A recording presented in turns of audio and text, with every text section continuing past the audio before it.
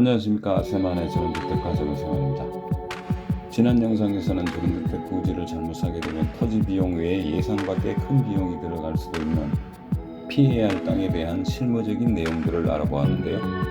오늘은 절대 사면 안 되는 땅에 대해 알아보겠습니다.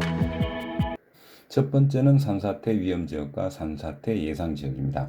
강력한 태풍과 긴 장마 같은 호우가 내린다 하더라도 준비를 철저히 한다면 피해는 최소화시킬 수 있다고 생각합니다. 그러나 산사태는 사방댐처럼 토사를 중간에 멈추게 하는 완충지역이나 중간 차단 시설이 없다면 그야말로 속수무책으로 기한 인명사고와 막대한 재산 피해를 당할 수밖에 없는 것이 현실입니다. 그래서 정부에서는 사방댐을 축조할 사방지를 많이 확보하는 중이라고 합니다만 아직은 절대적으로 부족한 상황이라서 곳곳에 위험이 도사리고 있다고 말할 수 있겠습니다. 지금 보시는 이 사이트는 산림청에서 운영하는 산사태 정보 시스템입니다. 산사태 홍보 동영상인데요.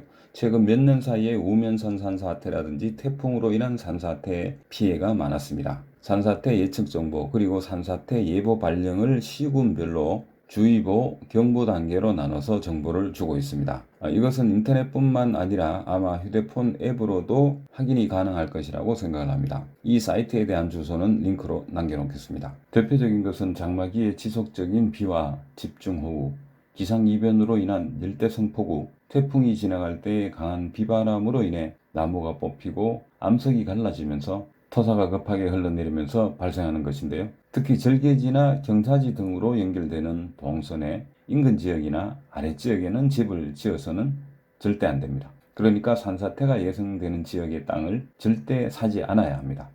두 번째는 도시계획선과 접도구역이 있는 땅입니다. 접도구역은 사회구조망이라는 큰 틀에서 보면 기존 도로의 불편함이 예상되는 지역에 지정이 되는데 도로와 저촉이 된 땅입니다. 접도구역은 내 땅 일부에 지정이 된다면 그 면적만큼은 소유는 내 소유이지만 어떤 행위 자체를 할 수 없는 재산권 행사가 제한되는 땅이라고 알고 계셔야 합니다. 지금 보고 계시는 것이 토지 이용 계획 확인인데요. 소로 3류 폭이 8m 미만입니다. 이 땅이 면적이 200평이 조금 모자랍니다. 빗금친 부분이 도로로 수용되는 곳인데요. 빨간 라인 이 가로로 세로로 난 라인 이러한 라인들이 소류 3로로 도시계획상에 지정된 도로입니다.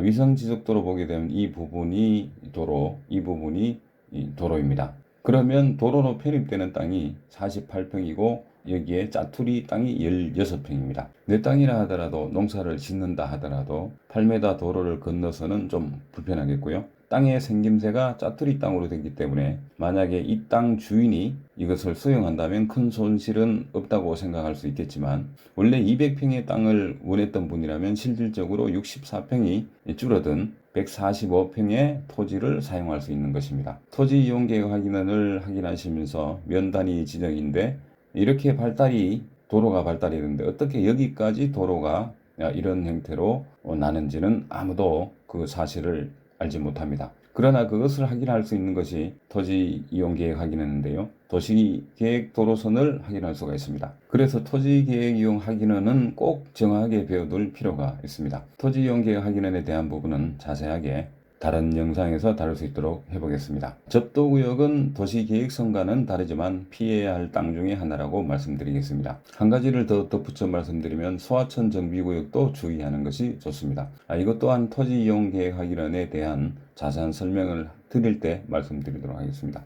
세 번째는 웬만하면 다 알고 계시는 맹지입니다. 토지 투자를 계획하시는 분이나 많은 시간적 여유를 가지신 분이라면 맹지를 잘 활용할 수 있는 방법도 찾아볼 수 있겠지만 일반적으로는 절대 사지 않아야 할 땅이 분명합니다. 맹지는 말 그대로 도로와 직접적으로 맞닿아 있다 하더라도 도로와의 유효한 너비와 폭을 확보하지 못한 땅입니다. 다시 말해서 4m 이상의 도로에 2m 이상이 접하지 못한 땅이기 때문에 맹지가 되는 것입니다. 그림에서 보시는 바와 같이 폭이 4m 도로에 1번 필지는 2m 이상이 접합이 되어 있고요. 이 접합이라는 단어는 따로 설명드리겠습니다. 2번 필지도 일정 폭 이상이 접합이 되어 있습니다. 3번 필지가 도로와 접합된 면적이 1m 80이기 때문에 이 필지만은 맹지라고 말할 수 있겠습니다. 앞서 두 번째에서 말씀드렸던 도시계획선에서 도로 저촉이라는 말씀을 드렸습니다. 도로 접합과 저촉에 대해서 알아보겠습니다. 접합이라는 것은 4m 이상의 도로가 중앙선과 함께 도로가 확보가 되어 있습니다. 빨간색 표시된 부분이 도로와 대상 토지와의 경계점인데요. 접합이라는 단어는 대상 토지가 도로와 맞물려서 경계를 이루고 있는 형태를 도로 접합이라는 용어를 쓰고요. 도로 저촉이라는 것은 대상 토지의 도시 계획선이 도로의 경계를 침범한 상태를 말합니다. 맹지는 말 그대로 도로와 직접적으로 맞닿아 있다 하더라도 도로와의 유효한 너비와 폭을 확보하지 못한 땅입니다. 이러한 땅은 농막 같은 것을 설치하고 농사나 텃밭 등을 가꾸는 행위는 가능하지만 건축 허가 자체는 신청할 수 없기 때문에 전원주택이나 집을 짓지는 못하는 땅입니다. 그래서 혹시 헐값에 매물이 나왔다 하더라도 집 지을 용도로는 절대 사지 않아야 할 땅입니다. 그리고 참고하시면서 기억해야 할 사항이 주변 시세보다 땅값이 상대적으로 싸다면 뭔가 이유가 있다고 생각을 하고 한 번 더 의심을 해봐야 합니다. 사람이란 누구나 할 것 없이 본인의 땅을 제값을 받고 팔고 싶은 게 인지상정인데 왜 싸게 내어놓았는지에 대한 의문을 가져보셔야 합니다.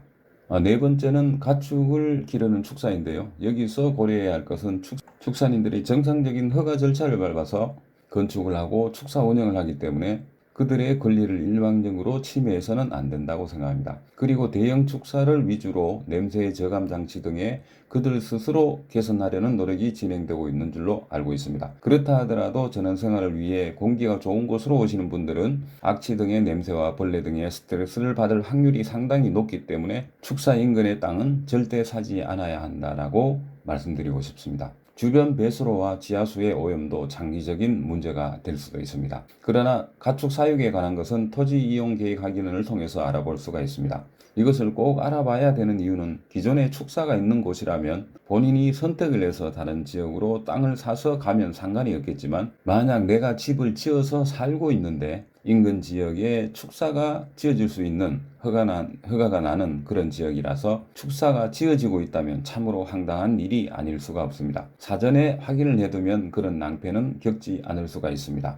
이것은 보시다시피 토지이용계획 확인원인데요. 두 번째 다른 법령 등에 따른 지역지구 가축사육 제한구역이라고 나와 있습니다. 또 다른 곳은 가축사육 제한구역인데 절대제한구역, 전 축종에 있어서 절대제한구역이라는 표시가 있고요. 또 다른 곳은 일부 가축 사육 제한구역이라는 이런 법령이 분명히 적용되는 곳이 있습니다. 이러한 것을 사전에 확인하고 갔을 때 비슷한 조건의 땅이라면 사육 제한구역이 없는 곳보다는 제한이 되는 지역으로 가는 것이 훨씬 좋지 않겠냐라는 생각입니다. 다섯 번째는 쓰레기 매립장과 소각장 그리고 각종 처리장입니다. 이런 시설은 시설 가동에 의해서 메탄가스가 공해로 발생을 하고 악취 등으로 인해서 두통 등을 발생시킬 수가 있고 주변의 지하수나 땅을 오염시키는 등의 환경 문제가 많이 발생합니다. 그리고 소음과 벌레들도 상당히 스트레스의 주범이 될 수도 있습니다.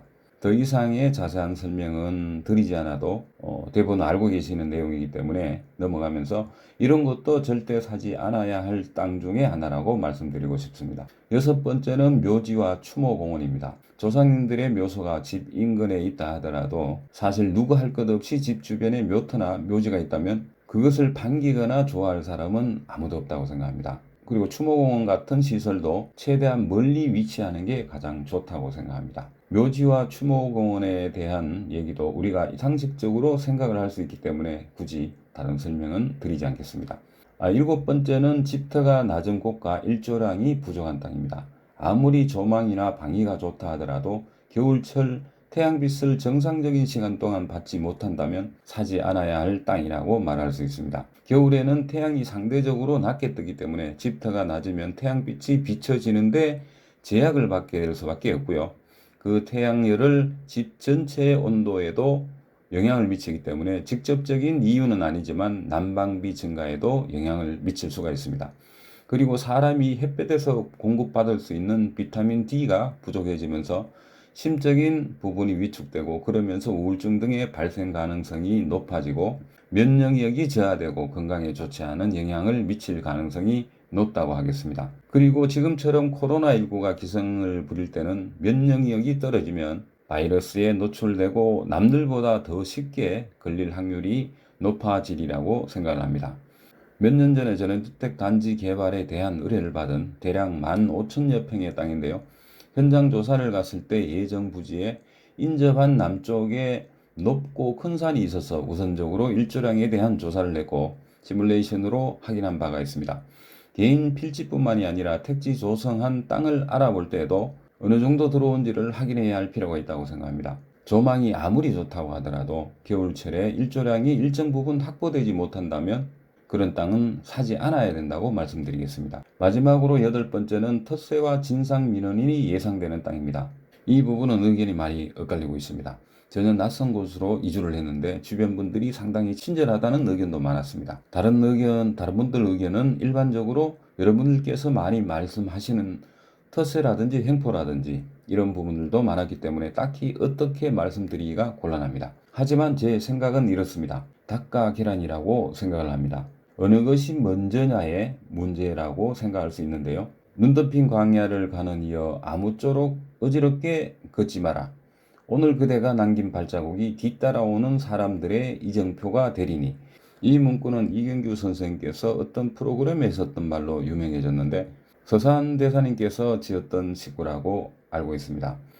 그것처럼 먼저 간 사람들이 그리고 먼저 받아들인 사람들이 어떤 성품을 가지고 어떤 성향으로 사람들과 조화를 이뤘는지 아니면 불화가 많았는지 그러한 부분들이 쌓이고 쌓여 텃세가 심하다, 새로 이사 오시는 분들이 건방스럽다, 여러 가지 의견들이 분분하다고 생각을 합니다. 그 텃세에 대한 부분에 대해서는 이렇게만 말씀드리겠고요. 그보다 더 심한 것이 진상 민원인입니다. 사람의 얼굴새나 덩치가 모두 동일하지 않듯이 사람의 마음도 각각 다를 수밖에 없습니다. 횡포가 심한 분들, 어거지를 쓴다든지 하시는 분들을 결국에는 해결할 수 있는 방법은 그렇게 많지 않다고 생각을 합니다. 차라리 마주치지 않고 피하고 안 보는 게 상책인 분들이 대부분입니다. 그런 분들은 공사를 할 때 민원을 제기하고 마을 주민 어떤 분도 이해를 하고 배려를 하면서 넘어가는 부분에 대해서도 본인은 민원을 제기해서 공사가 중단이 되게 하고 그것도 하루 이틀이 아니라 대략 60여일에서 80일 동안 공사하는 동안에 민원을 10번 이상 심지어 그 이상을 했을 경우에 사실상 공사가 정상적으로 진행이 되지 못합니다. 그런 경험을 가진 분들은 집을 다 짓고 살아가면서도 진상민원인과의 관계가 계속 악화되어서 정말 감정적 문제로 심각한 일이 발생한 사례도 들어본 적이 있습니다. 지금까지 대략 8가지로 나눠서 절대 사지 않았으면 좋겠다라는 땅에 대해 말씀드렸습니다. 물론 다른 여러 가지의 의견들도 많습니다. 그런 부분은 한 번 더 영상을 제작할 기회가 있으면 제가 생각나는 사소한 부분까지도 모두 얘기를 드릴 수 있도록 하겠습니다. 오늘 영상이 도움되셨다면 구독과 알람을 눌러주시고 좋아요와 댓글을 남겨주시면 감사하겠습니다. 지금까지 아세만의 전원주택과 전원생활이었습니다. 감사합니다.